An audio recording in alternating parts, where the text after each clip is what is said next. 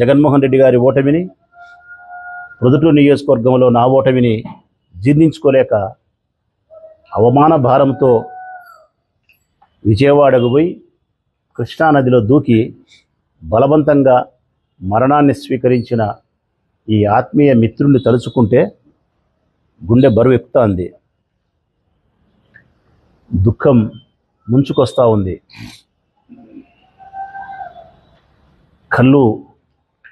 కన్నీళ్లు పెట్టకపోయినా మనసు మాత్రం రోధిస్తుంది. మిత్రులారా, ఎందుకింత అఘాయిత్యానికి తను పాల్పడినాడు? రాజకీయాల్లో గెలుపు ఓటములను సర్వసాధారణంగా స్వీకరించాల్సినటువంటి మనం మన ఆత్మీయులను, కుటుంబ సభ్యులను, భార్యాపిల్లలను వదిలి మరణించడం అంటే నిజంగా ఆశ్చర్యం కలుగుతుంది.